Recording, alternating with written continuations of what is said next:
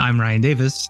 And I'm Kiernan Schmidt. And this is Out of Office, a travel podcast. The seat taken? Hey, Kiernan. Hey, Ryan. Did you notice I tried to bring a lot of dramatic energy to this seat taken today? I feel sometimes like, this is the 196th time I've said it. And That's a lot of times. I want to make sure that I'm still bringing the verve, the vim, the passion, and the zest. I think if you went back and you listened to, our much younger voices, you'd hear similar pep in those early episodes. Not much younger. I mean, what are we doing? 6 years? I mean, I guess in terms, I know how you live: hard drinking, hard smoking, it used to be eating a lot. Now the Ozempic. Maybe your voice is actually going to get a little younger. It certainly sounds a bit thinner. Thank you. Yeah, no, Thank you. I was just listening to, I love that podcast stuff you should know. And I've listened to it forever. And they just said that they've done over 2,000 episodes, and it's been going on for like 18 years. Good God. I get that makes sense when I think about when I started listening to podcasts. I mean, anybody that was in it early, and you've been keeping at it. It makes us seem like podcast babies. Yeah, I was reading about it, and they started their podcast with less planning than we did. They just sort of like one day they were like, "We should do it." I feel like we had a fair amount of planning. We did. I think it shows that we've planned for the fact that our format has stood the test of time. We've got the opening music, which maybe we're gonna want to revisit one of these days. We got the opening music. We got the A block, a little bit of chitter chatter, which we know from the reviews. Some people like, some people really don't like.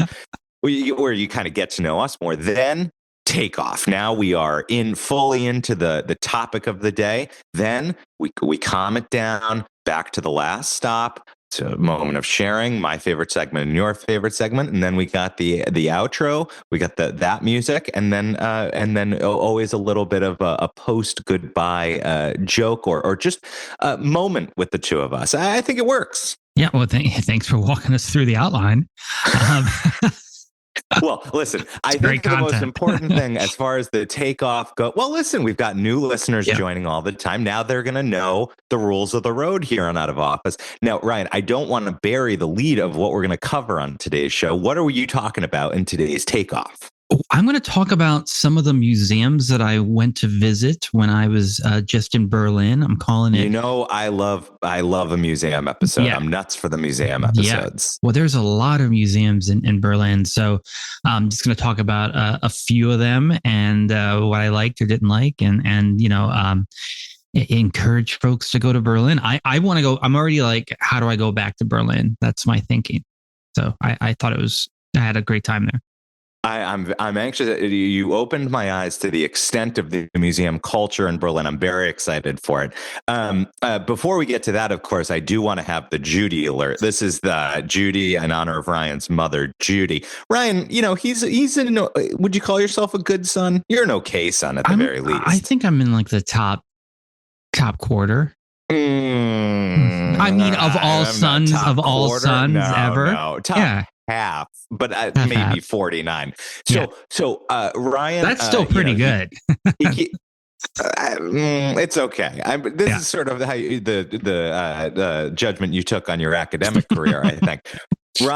Ryan doesn't keep in great touch. Pops into Maryland every once in a while to see Judy, and so we like to use the podcast to let Judy know where Ryan is. So Ryan, where are you right now? I know you're still in the midst of your Europe sojourn.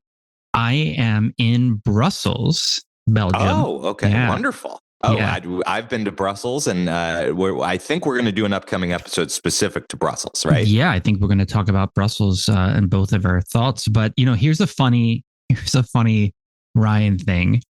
I am at a hospital right now. Complex. Yes. Are you okay? Yeah, I'm fine.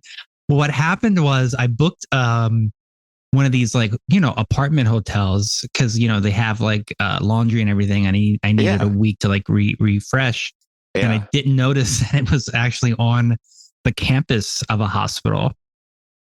So it's actually it's like the hospital apartment. So this morning I literally had breakfast at the hospital, like the hospital diner. That is really weird. So is it an apartment that you think they built for like families who were coming to stay with like patients in the hospital? I think that was originally the idea, but the way they've marketed it and like the clientele here, it's like all like digital nomads, because they've got like this big floor for co-working, which I haven't participated in. But like, it doesn't have the vibe of the hospital, but the hospital is, and when I come back in an Uber, the driver's like, "You're going to the hospital?" I'm like, no, there's a hotel. There's a hotel. I'm not going to the hospital. I'm fine. Yeah. I mean, I actually think that this is like something I just noticed too was, so have you been to like a Staples in the past year? No, I haven't. No. So they have hotels there now? But no, it's not hotels, but they all have created, maybe not all, but many of them have created like co-working spaces inside. And they now call themselves the Working and Learning Store.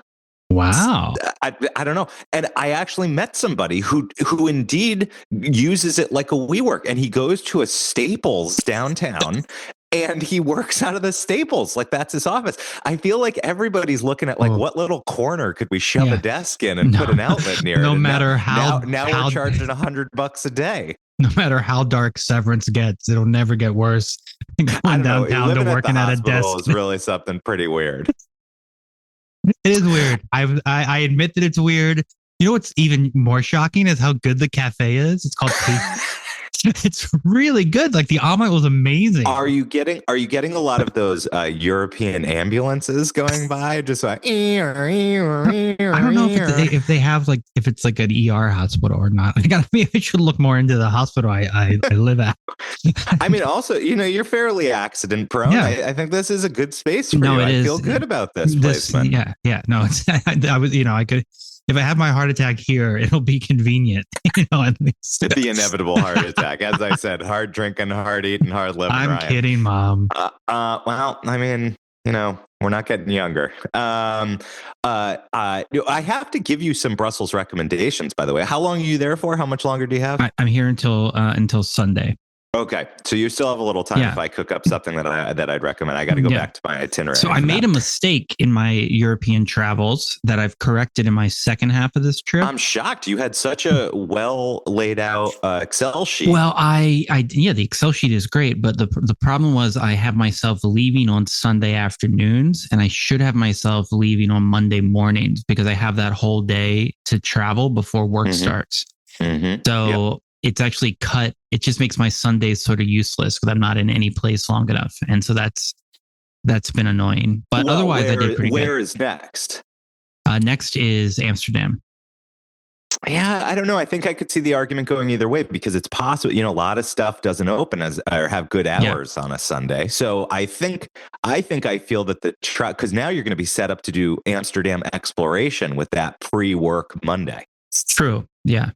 I feel good about it. I already booked my tickets to the Anne Frank house. It's gonna be very exciting. I've never been, so. Oh wow, that's going to be very affecting. I've seen on your Instagram you're doing some reading up on Anne Frank. I'm reading it right now. It's a longer diary than I remembered. It's very detailed. I actually don't remember that. It's been many years since I've read it. So good reason to revisit. And I'll be very anxious to hear, how reading it fresh going into the museum affects the experience. But I'm excited to talk about Berlin. It was my first week in Europe, and I had a lot of time to explore, which is just like this massive city. Well, and I know there are so many museums, you probably didn't get a chance to go to all of them, but I did a little bit of research onto Berlin museums, and oh my God, I mean, they have a ton of obscure museums, but let's not get into the meat of the episode yet. One thing I want to quickly update you on, Ryan, is believe it or not, I'm back at the writer's desk. These travel guide companies, they already have me working on the second edition of Secret Boston, if you can believe it. Can you believe more secrets have to be unearthed here in Boston? You mean a sequel or a second? No, it's just an updated version. Okay. I will say one astute reader has found a mistake in the book. I mean, I'm not going to point fingers, but I will say in my final copy, it was correct. And when it was laid out by the publishing company, the transportation note on one of the entries is wrong. So we'll be correcting that. That's the only correction I have so far. It's not bad. No, not too bad. If Paul Revere gets canceled or something, you'll have to go and just edit out half the book. Nobody's getting canceled anymore. Are you crazy? Cancellation period is over. In fact, there's probably a whole bunch of crazy stuff I can get back in there. I do have a white supremacist. Well, it's not quite white supremacist, but there's this crazy. There's a whole story about Boston Brahmins wanting to claim that the Vikings were the founders of Boston before Christopher Columbus, because they didn't want dirty Catholics to be the original European discoverers of America, and so they put up all these Viking statues and Viking boat sculptures all over the city. Anyway, that's hilarious. That can probably be brought up for it. But, I have a couple new entries. There's one piece that we didn't put in the first edition of the book that's all about the background of the 1893 World's Fair, which is very interesting. Introduction to the world of the Ferris wheel. And it ties to one of the sites that was taken apart and built back in Boston. But I'm most excited. It gives me the chance to write about a few places that required so much research that I couldn't get them done by the time it was going to print. And one of them that I thought you might be fascinated on, and there's just so little out there about why this place exists that I am deep in studying right now, and I've got some notes out trying to find people who know the story behind it. There's a neighborhood in Boston called Roslindale, and Roslindale has this beautiful park that's called Alexander the Great Park, and beautiful flowers, and it's got this epic bust of Alexander the Great. And it's like, why the heck is this little park that's very well kept up devoted to Alexander the Great in this little neighborhood of Roslindale? And I've read that it was meant to have this Mediterranean feeling, and that the bust itself was actually a gift to the city from Greece. And so what I've discovered is there is a Greek church and like a Greek cultural center right across the street. And so I'm looking, and this church is actually really pretty extraordinary. So they are the ones who keep up the park across the street, and I'm digging into this sort of this continuing care for Greek culture in the heart of Roslindale, Boston, with Alexander the Great Park. I love it. It's pretty good. This is one that I really tried to crack for the first edition, and it's nice to have like a little more time to get into it. And there's a couple other things, once you put a book like this out, people come out with some suggestions. There's one or two. I think I'll probably get to about 10 new entries in the end. Are you going to do another sort of obscure tour when the second edition comes out? Well, I've had a lot of outreach from folks who missed the 4 or 5 that I did originally in the fall. It's way too cold now to do them, but I do think we'll do a couple more tours come the spring and summer, the tourist season. So we'll see. I don't know the exact timeline for the second edition coming out, but I think it will. I think it probably wouldn't hit until the fall anyway, but it'd be fun to weave in a few of these new sites before they even get in the book. Yeah, absolutely. And by the way, I may have to remove an entry because sadly, one of the things has already, it's not for sure this is gone forever, but this awesome historic house of this obscure folk artist who did all these crazy shapes and letters and colors on his house and on his fence. It was like this neighborhood staple in Cambridge, and it has actually been lost. It's been completely taken down. The house is still there, but they took down the fence that he had been painting for decades. What? And there's some stories. There's some stories that it's going to be preserved inside another building. Some say it's going to go back up. So I pray that it finds a safe landing home and I can just update it, because I would hate for this site to be lost, because it's really pretty extraordinary. This is why, it's always nice to say, reason to go back, but sometimes you don't have the time or you missed it. You miss it. Yeah. That's why you seize the day. Exactly. Well, and just like I want everybody who buys Secret Boston to rate and review it 5 stars, please, on Amazon. We also want to just end this A block segment by asking, it would be great here in the new year. The best way for new people to find us is if you who are listening right now, give us a good review or rating wherever you're listening, especially on Apple. And so if you do like Out of Office, we'd really appreciate it, and also give us your suggestions. Topics you want us to hear about, feedback you had on other episodes. We're always looking for interesting guests. I know right now I'm curious. I feel like if there's one more air disaster, Ryan, I'm going to get an air disaster expert to come on the show and talk about it. We've had plane and helicopter collision, we've had a plane crashing, and now we've had a plane flipped over in Toronto. So who would be good? More, I feel like who would be good? Trend. Mayor Pete Buttigieg. He knows a little bit about airline security. Interesting. And he's got the time, I think. He's got the time. Not too bad. I'm sure he's working on a memoir. Yeah. If you live in Iowa, tweet at Mayor Pete and let her know he should go on the Out of Office. You know what? Show. I think, Ryan, I think this is a brilliant idea. I don't know who his people are anymore. Surely everybody I was emailing at the... Well, sure. I mean, if anybody has Chasten in their phone, it would be you. You're part of the gay mafia. Not, all I know is the people at the Department of Transportation I was emailing with, all the press people. Surely they're gone. They've been dozed out. Is there a Department of Transportation anymore? Don't get political. Don't get political. So we'll commit here. Fourth disaster, we're going to get somebody on, and you know what? I'm going to try to get to Mayor Pete again. That's a great idea. All right. Well, I think with that, it's time to take off. Tell the cabin crew. Flight attendants, prepare for takeoff, please. All right, Ryan. So I haven't been to Berlin. I know it is a city of museums. Can you give a sense of what is the museum culture like there, and like what are the are there big must-sees? Like these are, you go to Berlin, you got to see these 4 or 5 museums, or is it like lots of little collections? So, Berlin is a city that's had a lot of history, and it's so I've heard about some of the history. Yeah, it's got a real collection of museums that span, art, history, classics. It's got pretty much everything. It's probably best known for this series of museums called Museum Island. And this is an UNESCO World Heritage Site. And this is where they've got their big archaeological museum and their big sort of classic art museum. And, think of it as like sort of, the area of Central Park where the Met and the Museum of Natural History sort of like, are on the opposite sides of each other, right? So you've got like the two great museums like right there. So that is sort of their main sort of the main museum island. I actually didn't do any of those museums because I figured there's always time to do those. And I've been to Berlin a couple times, and there's just a bunch of stuff that has like changed since I've been there. So I wanted to kind of see some of the smaller things, some of the newer things, and I might have even gone to some of those big museums like back in the aughts, but I don't have like a super clear memory of it.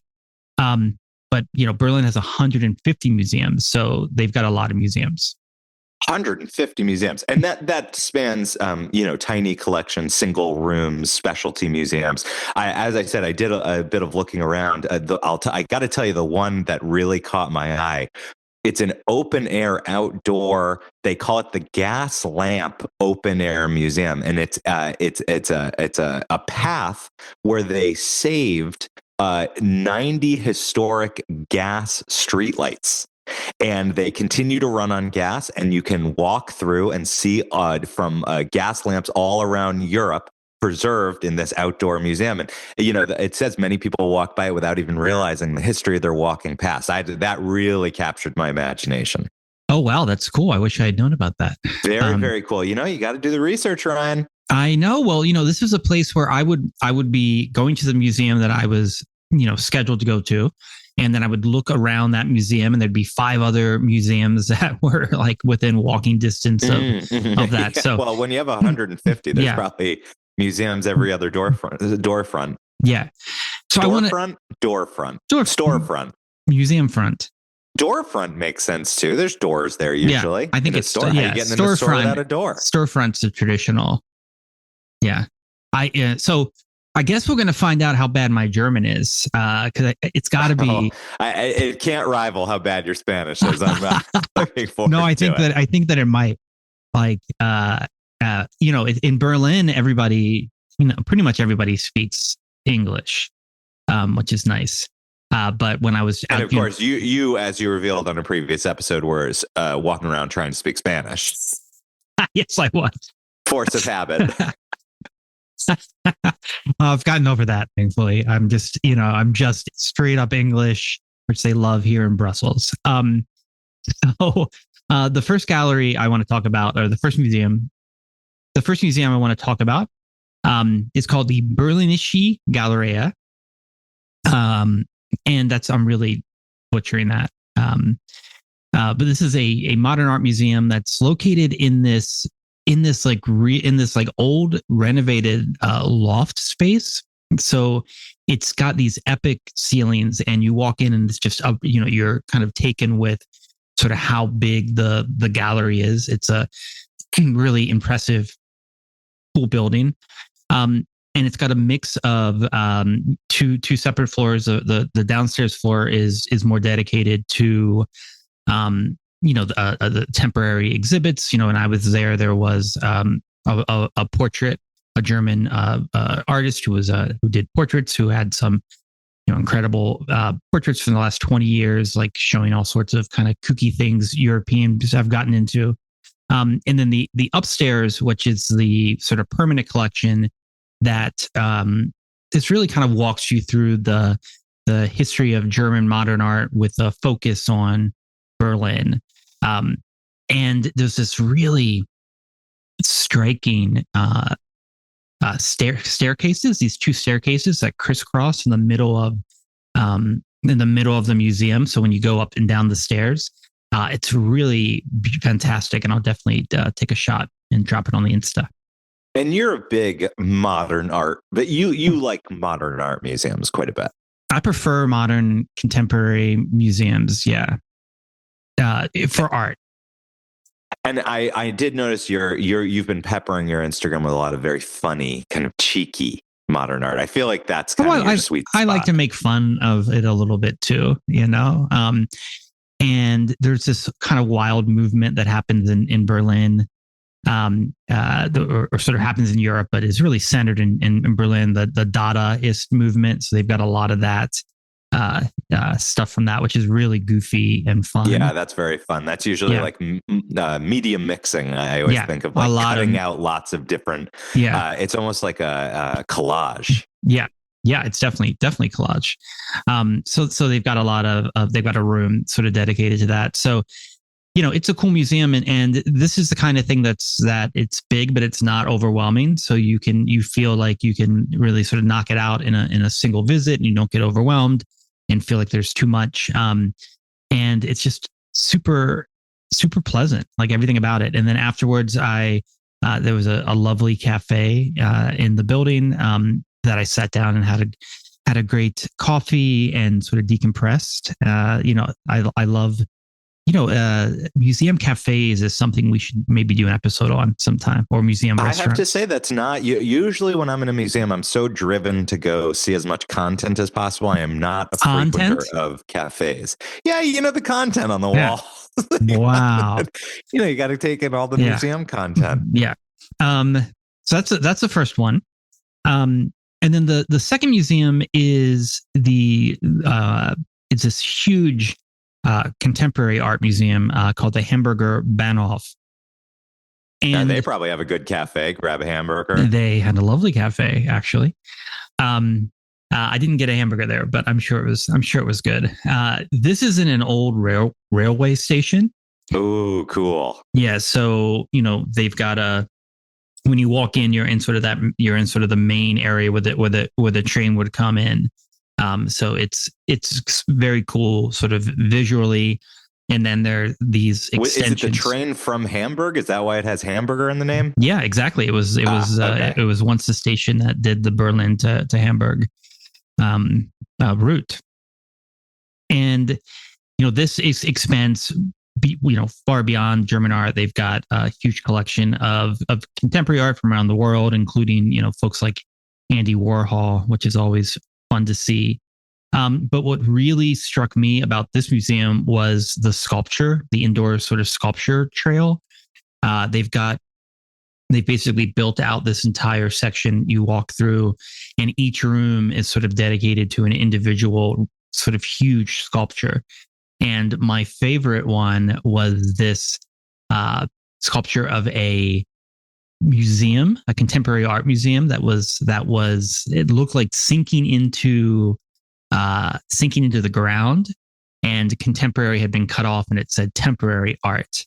It was very cheeky, and it was just like a big. I mean, it was just ridiculous, like the size of it. You felt like you were like a movie set, with this sculpture of the sinking museum. And so each of the rooms is sort of dedicated to like another sort of kind of big idea. Some of the sculptures are huge. Some of them are not, but they're all sort of dedicated to one kind of idea, and that was very cool. I'm just curious, out of 150 museums, you had taken in kind of the big tourist ones before. What drew you to these specifically? Were you just on the search for modern art museums? Yeah, I wanted to go to like the best modern and contemporary museum in the city to mix up basically the next half, which was like really history heavy. Yeah, well, and I feel like, obviously you got the World War I history, the World War II history, but then you have the whole Cold War history all taking place in Berlin. So it actually makes sense. In some ways, you're like, there's only 150 museums. Yeah. It feels like there's 1,000 museums worth of history there. And there are museums like, dedicated to each of those periods in history, multiple museums. So you could spend a lot of time. I picked out a couple. I had heard about this one museum for a while, and I really wanted to check it out. And that's the Stasi Museum. And the Stasi was the secret police in East Germany, before the wall falls, but after the war.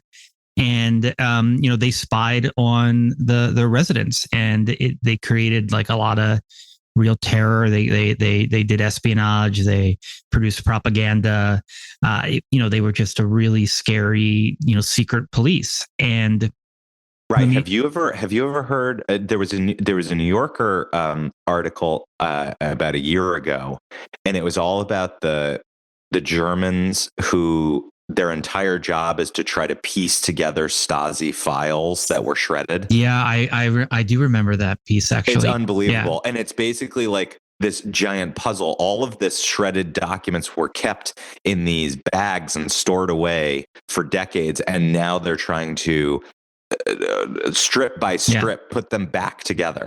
And AI is going to help, right? That's what they think. That's right. Yep, yeah, that's right. Yeah. And there's another, if you're not as familiar with the Stasi history, there's a great fictional movie called The Lives of Others. Yes, The Lives of Others is all about awesome. East Berlin residents spying on each other, and it really brings to life what a surveillance state is like. Yeah, and it was when I was walking through this museum, I remember that movie. I haven't seen it in years, but I definitely want to rewatch it. It's in the museum's actually in the former headquarters of the Ministry for State Security. So a lot of these high-ranking like Stasi folks like work there.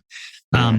And the museum's divided into a couple sections. One section is really like the history of the Stasi, and that's really interesting. It's super dense. It's a lot of reading, but they do have some really cool old spy tools that are just sort of like Austin Powers today. Like they have, they show this door that had a bug installed in it, and they cut the door like in half so you could see the interior.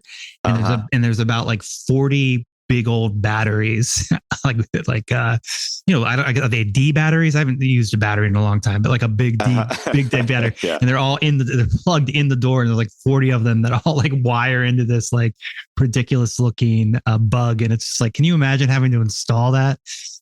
Back in the 60s, you had to basically bust the door in half, put this mat just to keep it just to keep the batteries going. And then just hauling it up and down like for installation. You wonder how they ever successfully got these things installed. Yeah, and it's like somebody opens the door and it's like, why is the door so heavy now? And it's like it's full why is this falling out of the frame and stretching the metal hinges? So that's nothing. Yeah, that's really fun. They've also left one of the floors sort of untouched by, as it was like in the 1980s when the wall fell. So it's got like a very, like, you feel like you could film in there a movie about the Stasi like today without changing anything. One of the big head guy's offices, he's got 9 phones with just like a crazy amount of buttons on each of them. And like during the day he was using all those phones. Like it's just, but there's sort of like a ridiculousness to it. And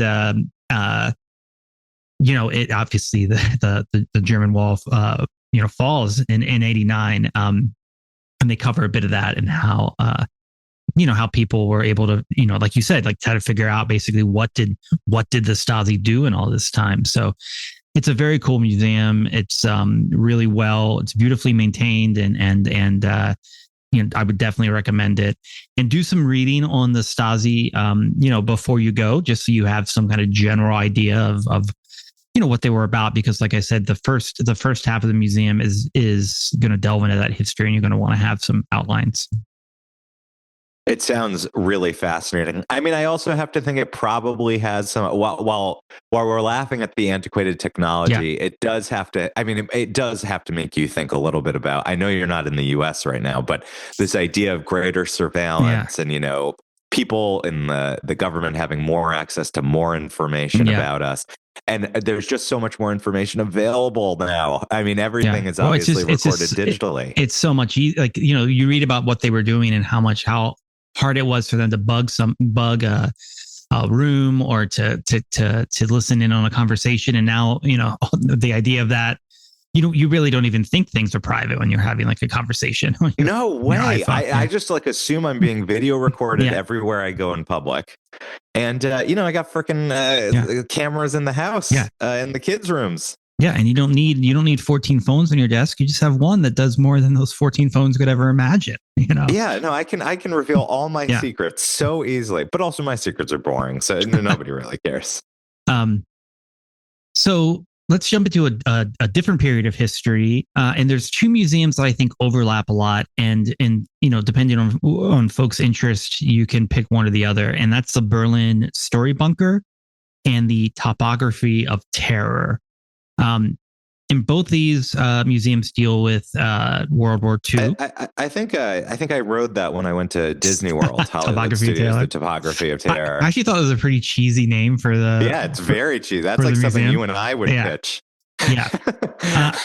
I get it because it's like going in fresh from Blue State. Listen, we've got it. We know it's going to seem extreme. Here's some insights about your crowd. The tourists, they love terror. They like being scared, and so. Maybe it's different in German. The Topography of Terror. Yeah, but it does. Sure, in German, it's the Topography of Terror. Don't know German jokes in this section of the. Hey, my last name's Schmidt. I come by it honest. That's like Smith over there. So the Berlin Story Bunker, Topography of Terror. These are 2 museums. Topography of Terror is a public museum, and the Berlin Story Bunker is private. And they both, Berlin Story Bunker tells the story of the rise and fall of Adolf Hitler in this old bunker that was built in World War II as the Germans were losing the war. It's not the bunker. It's very close to the bunker. And they have like a recreation of Hitler's bunker in this bunker. Is a bunker within a bunker? It's a fake bunker inside a real bunker. But I think both of these are really heavy on like the reading. They're like they're true history museums. A lot of photos, but you would definitely want to get the audio guide for both of them. The Berlin Story Bunker is much more detailed around Hitler and the rise of Hitler. The Topography of Terror is much more focused on the SS, which was Hitler's sort of private police force. and it's actually the museum is actually in their old headquarters, or in like a building that was built on top of their old headquarters, which also borders a bit of the Berlin Wall. So you feel like a lot of history sort of colliding, the topography of terror. But I think the Berlin Story Bunker, it's a little more accessible, and it goes into like a broader story of what happened. And I have to say, not to get political here, but there's some stuff that goes down, when Hitler's seizing power, that right out of the authoritarian playbook, shutting down things you don't want, asserting powers, and it was not lost on me as I was, touring the Berlin Story Bunker and reading the sort of play-by-play on this. Man, so how did it? Who was this bunker intended for, if not Hitler, like other high-ranking German officials? Yeah, so apparently, in late in the war, it became obvious that Berlin was going to be bombed a lot. And they started to construct these massive bunkers where you'd think they would have known that was a possibility, when they invaded Poland, and maybe we should get a few bunkers in town. There was a level of hysteria about how the war was going to go that wasn't connected to reality. And so they built these bunkers. And so this is one of the bunkers, and they actually have photos of the amount of people who would be in the bunkers during the bombings. And I mean, it was crazy, like how stuffed those bunkers were. Mm-hmm. So this bunker has been this museum for like 4 or 5 years. And this sort of touring collection of like the story of the rise and fall of Hitler has toured like Europe, and it's scholarly, but it's accessible, and kind of he goes out they do some stuff that's obviously like designed to kind of like go, oh my God, it's not as classy as the story told in the Topography of Terror, I guess, if that story needs to be told in a classy way. But they have different approaches. But I think the bunker, between the sort of walking in the space, following the story, being in the historic bunker, the recreation of Hitler's bunker, and then sort of the bottom floor, they sort of left it completely open and empty, like it would have been, in the 1940s when people came down into that bunker. And that's a really eerie kind of to walk around this. You're basically at that point 4 or 5 stories down. I feel like that's again kind of a Kiernan Ryan move, where if we were working for the museum company putting it together, and they're like, okay, Schmidt and Davis, you're responsible for the 3rd floor, just like at the Staatsmuseum. We go, how about we leave this floor untouched? Yeah, a little bit of stepping back in time. It's brilliant. Absolutely, it works. Brilliant. It works. It definitely works. One other logistical question is: does every museum you're talking about, is it information available in English as well? Well, they all have English guides, audio guides, and I encourage you to get those. Okay. The Berlin Story Bunker, they have way more translated text than the Topography of Terror. Okay. But Topography of Terror also has translated text. But if you get the audio guide, you're going to get the highlights. Yeah. Okay. And so it's not by default that most museums in Berlin are showing English text. There's a lot of English text, absolutely. In Berlin, these are like the Stasi Museum. That's another one where I would get the audio guide. It's just there's so much text. I don't think they translate everything. Makes sense. Yeah, and so if you speak German, you can read like the letters and stuff, and if you don't, you kind of like you see like a letter from the general, so it means less. But yeah, both super interesting museums and intense experiences, and certainly worth doing. The bunker, that takes like 2 to 3 hours, and the Topography of Terror is more like an hour to 2 hour. It's a smaller museum. But when you're in Berlin, you should do something related to that. And from the Berlin Story Bunker, I was able to walk to the Holocaust Memorial, which is, a really famous memorial with these black boxes, that I've seen before. That's very moving. And you can also, you should also check out, not a museum, but Checkpoint Charlie, which is sort of the last thing I want to flag. And Checkpoint Charlie was the spot where during the Cold War, you would cross between East and West. and it's basically like it's like a little guardhouse that people would cross. And now it sort of just sits in the middle of the street of this, otherwise regular street with like a coffee shop and stores and stuff. This sort of remnant of the divided Berlin. And there's a lot of the Berlin Wall all over Berlin, which I had remembered, but it's sort of striking to see because both you and I, when we were born, the Berlin Wall was like there, it was right, divided, which is really hard to conceive of. I mean, we were too young to be cognizant of that, but it's recent. Yeah. And for Checkpoint Charlie, do they still have pieces of the wall at that point? There's a couple pieces near that point, absolutely. And then there's sort of Checkpoint Charlie, and it sits in like the middle of a regular street, and but people drive slow because everyone's out taking pictures of Checkpoint Charlie. Sure. There is a Checkpoint Charlie museum. I didn't go to it this time, but I did go years ago, and I remember it being fine, but it doesn't have great reviews. And there's so much to see. I wouldn't put that high on my list, but I hope that whets folks' appetite. Again, Berlin is like, it's like talking about Mexico City or New York or sure. Yeah. London. I mean, you can go back 10, 20 times, still be discovering all these new pieces. So these sound like pretty major pieces. I like also that you mixed history and art in the visits you had time for. Yeah, definitely. But now I think it's time for the last stop. The last stop. Ladies and gentlemen, this is the last stop on this train. Everyone, please leave the train. All right, Ryan, we're here in the last stop. This is the last segment of the show, the final segment of the show. It's my favorite segment. It's your favorite segment, and it's popularly known as the people segment. You hear people, you go out on the street, people talking about the people segment. This is what they're referring to, the last stop. That's because it's the time that we come together and we commune and we share. We open ourselves up to the universe and to each other. Specifically, Ryan and I do, because we each bring one thing a week. It could be anything. It could be a story, could be a piece of gear, could be a piece of information, could be an anecdote. Gosh, I'm realizing I didn't even talk at the top about the fact that I just got back from a vacation in Stowe, Vermont. Because you're always on vacation, it's endless with you. Oh my God, Ryan! I can't even keep have track. Held my tongue. This I'm working whilst touring, so let's not get into that, my friend. But it can be anything. But it must check one important criterion. It must inspire the spirit of wanderlust within us, even during the workaday week. I mean, Ryan's always filling his workaday weeks with wanderlust, and now I have to ask you, as I ask you every episode, Ryan, do you have a last stop this week?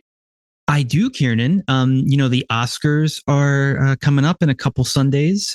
Sure. Being hosted by our good friend of the pod, Conan O'Brien. Love Conan. Love Conan. Has a travel show. He should come on. Yeah, we got to get him on. So maybe after the Oscars, he'll be ready for that out of office bump. You can get something to promote. You got the pinnacle, and then you have the fall. That's where we'll catch. Yeah, he's had a few of those in his career, so that's. Hey, he's always bounced back. Hey, I love Conan too much probably. I have not loved. We'll try to get him on. I love his podcast, but I loved the late night show, and I love the podcast. You're worried that his people are going to listen to this and be like, he's not going on. Well, if you're trying to get him on, they might. It's true.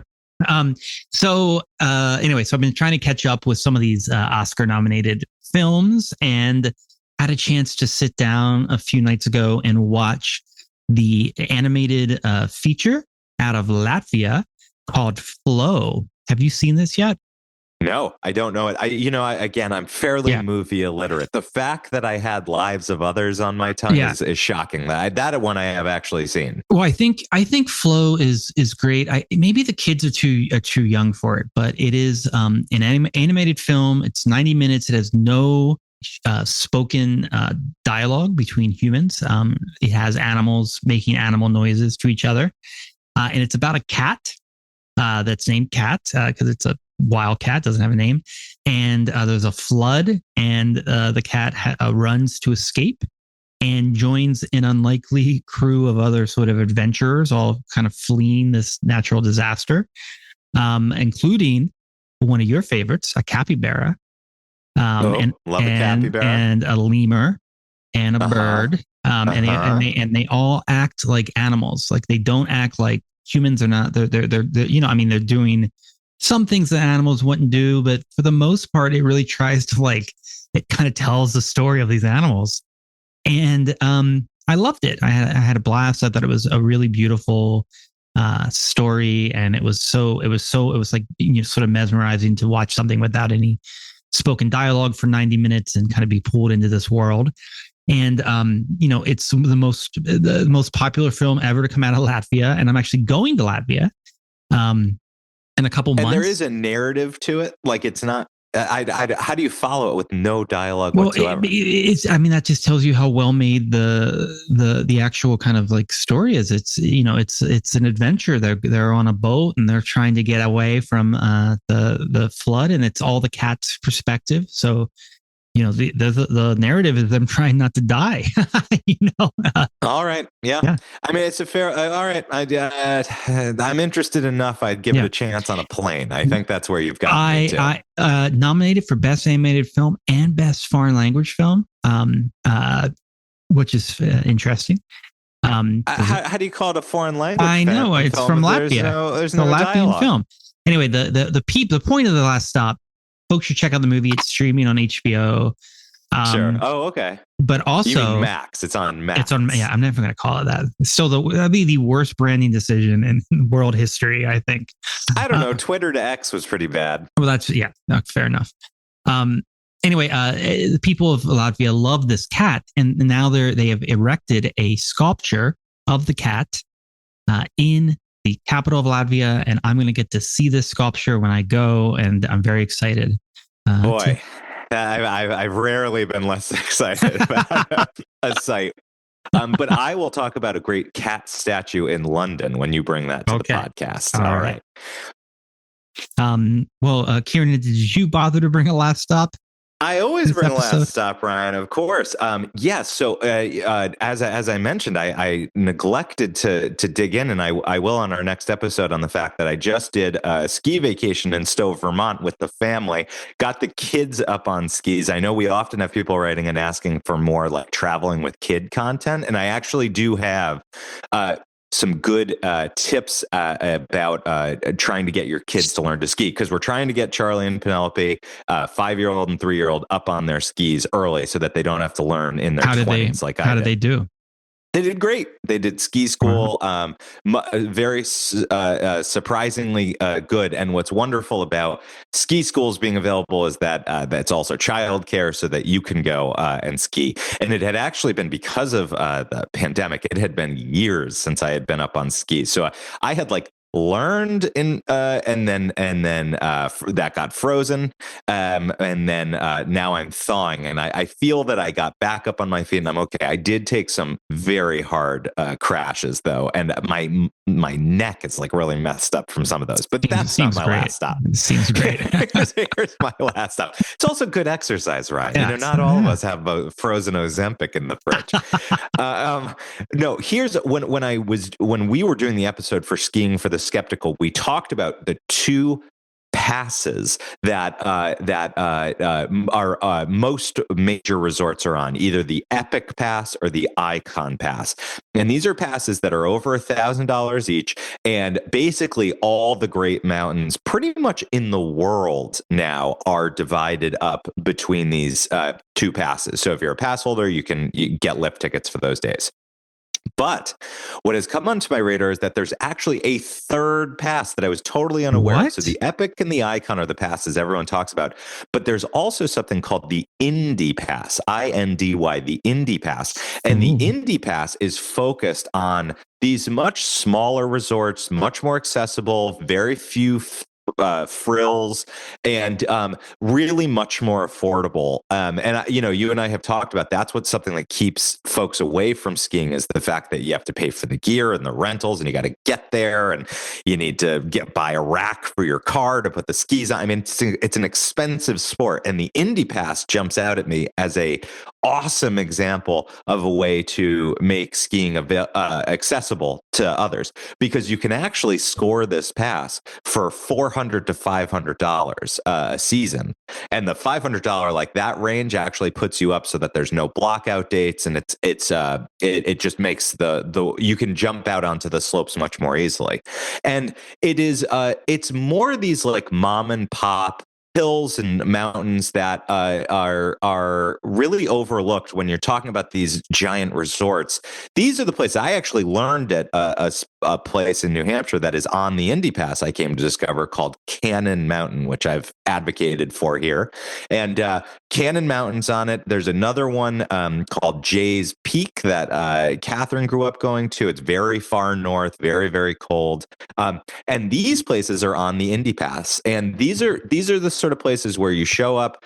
There's a very simple lodge with benches, and you like hang up your backpacks and things you brought on hooks on the wall, and then it's all about getting back out to the mountains. And so there's a sense of, this is what skiing was like before it became ultra luxe at some of these epic and icon pass places. So super interesting. I'm definitely considering this for future years for me and my family, because there's enough places in the Northeast that I think it would make it much more likely for us to go. But they've also got places in the West, and it's really neat. Indy Pass. So I'll put the link in the show notes, and there's a perfect easy map that you could see if there's Indy Pass places near you, and there probably are. I'm very impressed with the scale of it.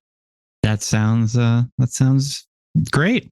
It has 230 family-owned resorts. That's kind of their hook, and it's very different. And my next last stop is also going to be ski-related, which is that I met on the chairlift at Stowe a couple of Australians who were skiing, and I got deep into discussion about how two adult Australians knew how to ski as well as they did. And that's my teaser for next time.